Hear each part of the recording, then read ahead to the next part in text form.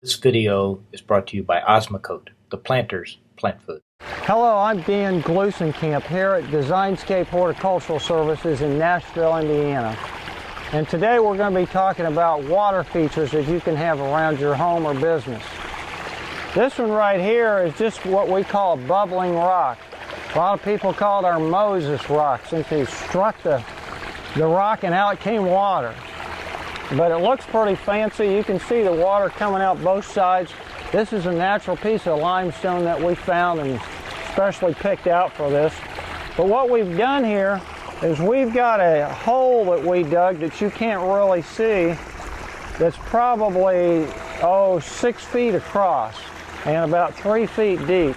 And then we've got a rubber liner, which if you look close you can see showing through the rocks right there. It should be buried so you can't see that. But that rubber liner keeps the water in there. And then down in here under these rocks, we've got a pump in a little cylinder. You can kind of imagine a 5-gallon bucket with holes in it. It's a little fancier than that, but same idea. And it keeps all the rocks and things away from it. So what we do is we put that pump in there, run it to electricity, and then we cover it up with rocks. So all those voids in the rocks, and we use a lot of larger rock down in the base, all those voids are filled with water. They flow right into the pump pumps them out, so it just recirculates right back in there. When it rains, it fills up itself. If we're in a drought in the middle of the summer, it'll need to be replenished by our pond water or something else. When this gets really old and it's really hot, a lot of times we'll just put a little bit of chlorine bleach in the water and it cleans it up. If you don't like the darkness on the rocks, I do, but if you don't, you can clean that off with bleach as well. It's a real simple thing to make, depending on how big the hole is and how big the rocks are. It's something you could even do at home. What we have here is a waterfall feature.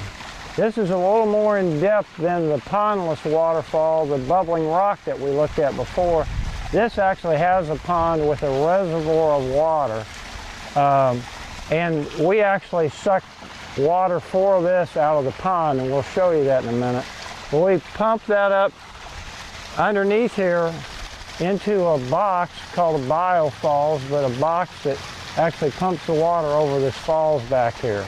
So that water recirculates. In this case, we use the pond water here at our nursery to be able to do that. And we just cut this out and put these big rocks around here, did it with some heavy equipment. Now the pond that we have here, we use for a lot of different reasons. And it's really important at a landscape nursery like ours to have ponds to be able to keep the plants alive. So let's go look at the pond. So what I'd just like you to see is kind of the size of the pond that we have here. You can kind of notice, if you look at the shoreline, that the water's down here. In the summertime, we begin to use up this massive reservoir of water.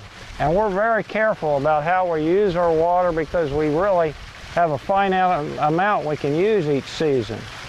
So we have a well in here called a lake well in this pond with a filtering system. It's a big pump down in the water, submersible pump, gravel all around it. Another kind of bigger version of what I showed you in the pondless feature over there, the bubbling rock.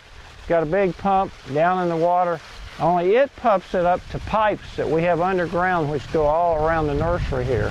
So the water we use at this nursery, a big majority of it goes back into this pond and another larger pond that we have, and we reuse that water over and over. So again, we want to take real good care of our water because we're going to use it again specifically for us and for our plants. And we found that although we can buy city water, obviously it's expensive, but the fact that we can use lake water is even more beneficial to our plants. We have fish in the pond and they make some nitrogen. There's other bacteria that are in the pond, and they're all beneficial to the plants. So that's all I've got for you today. On ponds and water features, I'm Dan Gluesenkamp here at Designscape in Nashville, Indiana, signing off.